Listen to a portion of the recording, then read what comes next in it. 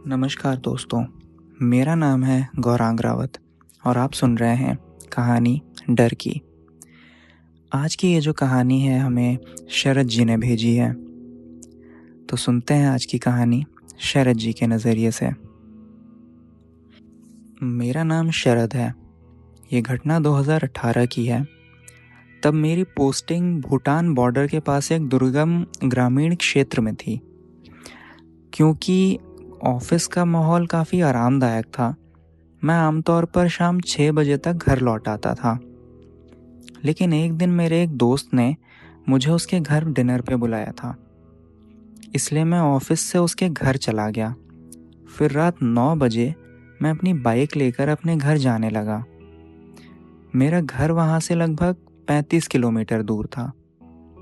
रास्ता सुनसान था, दूर दूर तक कोई घर नहीं, कोई इंसान नहीं, बस घने बांस के जंगल और वीरान रास्ता।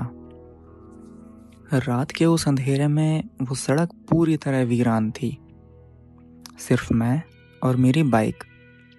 तभी मेरी नज़र सड़क के किनारे खड़ी हुई एक औरत पर पड़ी, जो मुझे रुकने का इशारा कर रही थी। उसने नीले रंग की एक साड़ी पहनी हुई थी और वो नंगे पैर थी। मुझे लगा कोई लड़की यहाँ फंस गई है, तो मैंने बाइक रोक दी। मेरी बाइक उसको पार करके थोड़ी दूर पर रुकी।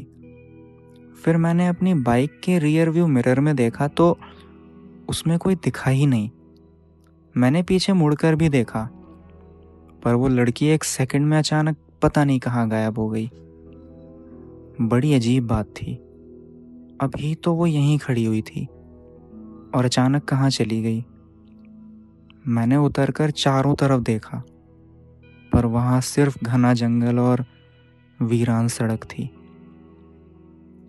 थोड़ी देर तक मैं वहीं खड़ा रहा, फिर मैं वहाँ से घर चला गया। रात को 1 बजे मैं सो गया। फिर 3 बजे अचानक मेरी आँख खुली। मुझे एक अजीब सा डर महसूस हो रहा था। मैंने अपनी आंखें खोलने की कोशिश की, लेकिन शरीर हिल ही नहीं पा रहा था। मैंने इसे पहले भी अनुभव किया था, लेकिन ये सब कुछ थोड़ा सा अलग था। तभी मुझे मेरी पीठ पर किसी के ठंडे हाथों का स्पर्श महसूस हुआ। मैंने कांपती हुई आवाज़ में पूछा, कौन है? तभी एक मीठी लेकिन अजीब सी आवाज़ आई, तुम मुझे नहीं जानते, पर तुम ही तो मुझे साथ लाए हो। मैं पूरी तरह से सन्न रह गया। उसने मुझसे कहा कि अब मैं तुम्हें नहीं छोड़ने वाली, मैं हमेशा तुम्हारे साथ रहूंगी।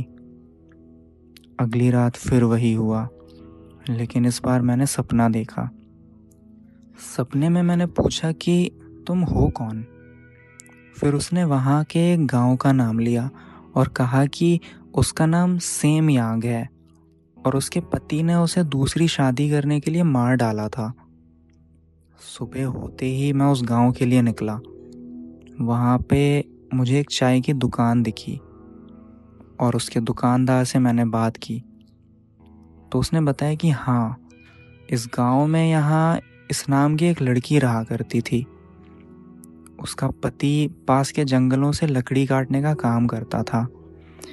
फिर वो लड़की कुछ हफ्तों पहले फांसी पर लटकी मिली।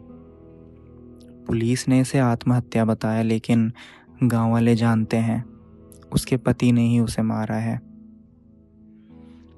फिर ये सब सुनकर तो मैं बिल्कुल हैरान सा रह गया था कि उस लड़की ने जो कुछ मुझसे सपने में कहा वो सच है।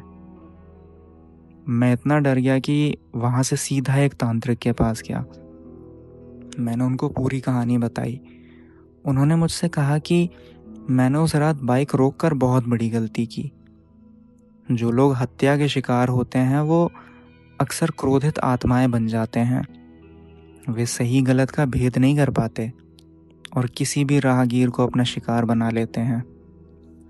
अगर भगवान तुम्हारे साथ उस रात ना होते तो तुम अब तक मर चुके होते। तांत्रिक ने मेरे लिए एक पूजा की और मुझे कुछ राख दी।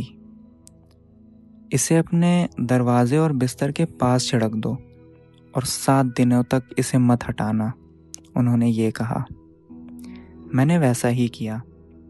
उसके बाद वो आत्मा मुझे कभी दिखाई नहीं दी और कुछ दिनों बाद मुझे खबर मिली कि उस औरत के पति ने भी फांसी लगाकर उसी जगह पर आत्महत्या कर ली है।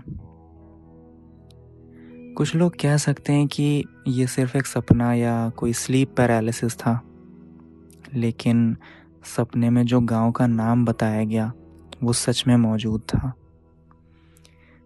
वहाँ सच में उसी नाम से एक महिला रहती थी जिसकी हत्या हुई थी। मैंने पहले कभी उस गांव के बारे में नहीं सुना था। स्लीप पैरालिसिस में लोग अजीब चीज़ें देख सकते हैं, लेकिन क्या कोई पूरी बातचीत कर सकता है? ये सिर्फ एक संयोग था या मैंने किसी आत्मा को सच में देखा था? कुछ रहस्य कभी नहीं सुलझते।